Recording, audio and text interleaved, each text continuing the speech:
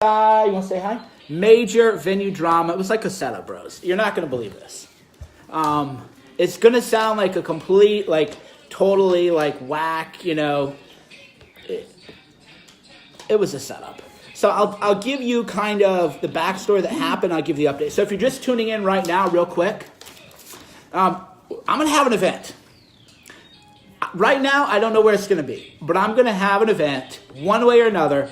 But if you're worried about anything, just get a refund, no problem, right? But I'm going to have an event. So I think we have a new venue, but we'll see. So anyway, here's what happened. I went through the guy. Shauna can come with too, just so you know. She walked through with me on Wednesday. And I said, the venue owner lived with, was the building owner of my business partner on this. So everything was like cool. So we go in and I said, hey man, you know, we're going to have like 650 people. He goes, well, quit selling tickets. He goes, 650 tickets is it. Quit selling. Okay, I'll quit. Even though the guy initially told us we could hold 800 people, I was like, fine, bro, whatever. You know me, I'm easygoing for this kind of stuff. We cut off tickets at 650. And then I go, hey, I want to put down a deposit. And he goes, oh, no, don't worry about it. Like, we know you're good for it. So right there, like, my instincts went off, and I said, well, this doesn't make any sense. Who would not want a deposit, right? I was like, this doesn't make any sense. Why would you mean you don't want a deposit, right? It doesn't make any sense, right? But then the lawyer in me is like, well, put $16,000 on my card right now. So they put $16,000 on my card. They never get, you know, and I was like, this is weird, you know, whatever. So I put 16 grand on my card. You know, that was weird though. Why wouldn't you want a deposit? So anyway, put 16 grand on it. And then he knew how many people were going to be there. So then the guy goes, oh, well, you know, there's a fire marshal fee now. And the fire marshal fee is going to be $9,000 because there's a city requirement that for every 75 people, you need a fire marshal. And my partner on this is like, dude, what are you talking about? A fire marshal fee of $9,000?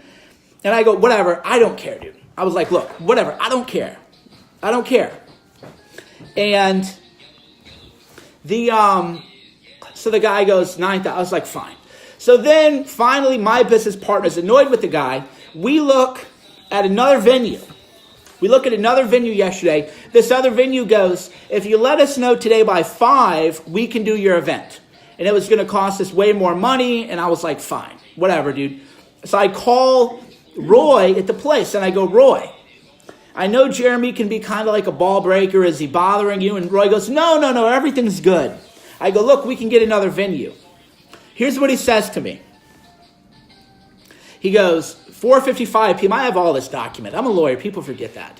He goes, you can put your head on your pillow tonight and fall asleep knowing this venue is going to happen on Saturday. I'm like, okay. I'm reassured. Yeah, like that's like. Exactly. What more? You know, like what more? You know. That? Yeah, I'm like, okay, fine then. You know. So we tell the other venue, nope, we're good. We're good with the Jax. We're good with Jax Studios. I go there today with the ticket team. I got a couple, you know, bad ladies with me, and you know they're running things, and they're going to be the floor bosses and everything. And we walk up, and as we walk in, he goes, hold on. He's like, you know, hold on. I was like, okay. So we sit there, and then the women who are with me are like, well, you know, how long is he going to make us wait? And I didn't realize he was making us wait. I was like, you know, we just kind of dropped in. You know, people are busy. You know me. If you know me in real life, I'm like very whatever, dude. I don't care. I'll wait in the lobby, have a coffee, read Twitter. It's a big deal. But they were like getting a little annoyed. So they could kind of, women's intuition, you know, they kind of like sense something was wrong. And then the guy comes out of the office. Can't do the event. And I'm like, okay, bro, I put down 16 grand. You told me last night not to book this other venue. What do you mean you just can't do the event, right? You can't do it. Can't do the event. Can't do it, you know, too many people. I'm like, what are you talking? I told you how many people there were 2 days ago, right? So I'm real big into getting to yes through nonviolent verbal communication. All I'm doing is trying to be cool. And I go, well, do you know another venue owner? And he goes, no. And I said, wait, right? So we go to it, and he said he didn't have an assembly permit. It's like, they do events. Aziz has been there. Kanye's been there. This is literally what they do. They do events, right? They do fashion shows. So he even said that a week prior, like a few weeks prior, he had his Christmas party or holiday party that for 800 people. Right. Yeah. He had even told us when we walked through 2 days ago that he had a Christmas party, 800 people, like no big deal. And that's what we do. Like we got. And he's like, we got it, man. Everything's cool, dude. So then today he goes, can't do it. And then I go, well, okay, bro, let's find a solution. I'm not trying to go lawyer Mike Cernovich on you. I'm not trying to go, hard. Let's just talk. Nonverbal self-defense, or the art of gentle nonverbal self-defense. So then I go, oh, okay, well, do you know like another venue owner? Because my event's supposed to be happening at 3 p.m. Doors are supposed to open at 3 p.m. So do you know like another venue owner? And he goes, no. I have 2 witnesses. This isn't like me making stuff up. How do you not know? Yeah, it's like, wait a minute. So you've lived in New York all your life. You're 44 years old.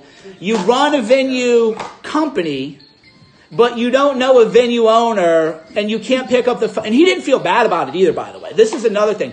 He wasn't like apologetic. He goes, just can't do it. Can't do it, man. Didn't offer to refund my deposit. Well, I hope he doesn't, because that'll be better for the lawsuit. It's going to be way better for the lawsuit. So whatever. He can do whatever he wants. He's got 16 grand of my money. Great. I'm suing him. Whatever, dude. Welcome to my world. So then we're there, and I'm like, well, I'm not going to leave. And he goes, you have to leave. And I go, call security. And then he went in his office and hid. I go, call security, bro. I go, I'm not leaving. I said, we have a contract. I am not leaving. He goes, well, you have to leave. And I go, call security. He goes, I will. I go, good, I'm here. I go, call the police too. Have them arrest me. Because if you're going to try to really do me dirty like that, good, call the cops. I know, I'm a lawyer. I know what my rights are. Call the police. Good. Because legally, and then he was like freaking out. And then he goes into his office and hides, and he's like calling somebody. It's like hiding, calling somebody. And then he comes out and he goes, look, talk to my lawyer. My lawyer said I can't talk to you. And then I go, okay, great. I'm a lawyer.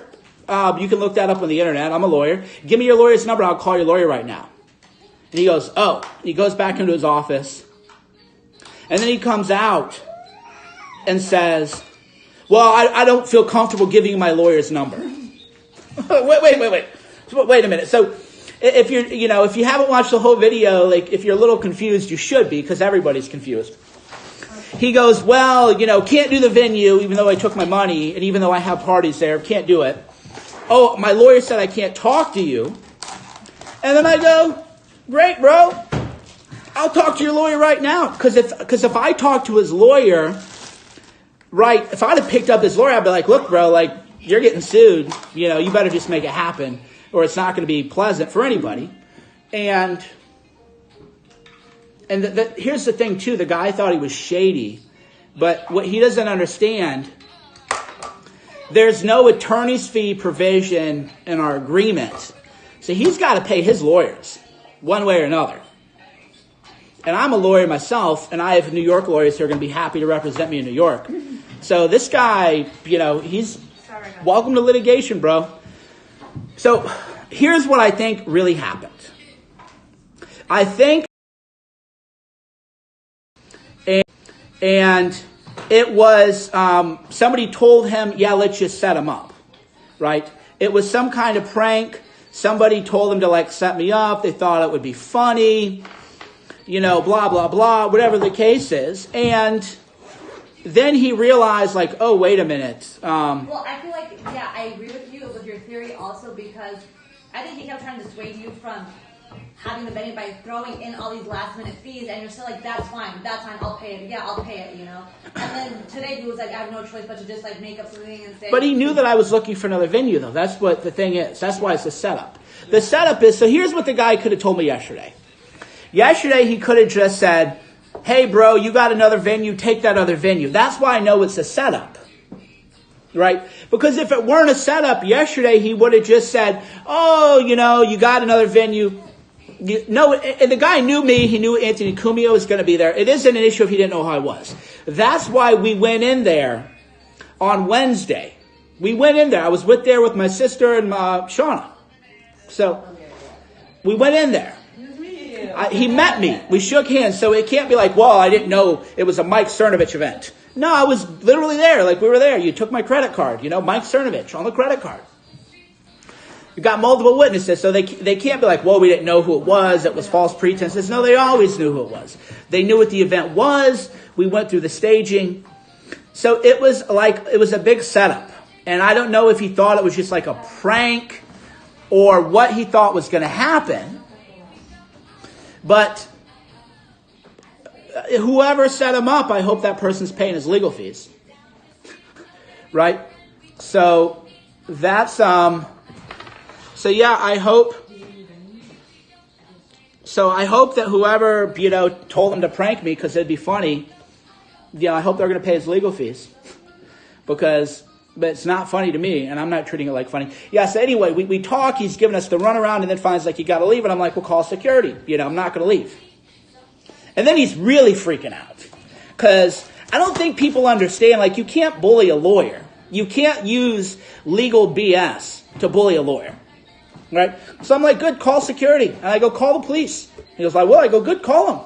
Have them come arrest me. So that increases my damages if they had arrested me. So for me, that just lawsuit now goes from a couple $100,000 to we're talking a couple $1 million. Go for it, bro. So then he just handle it through litigation. So anyway, long story short, I'm going to get another venue. It's going to happen. But if you have any last minute concerns, get a refund.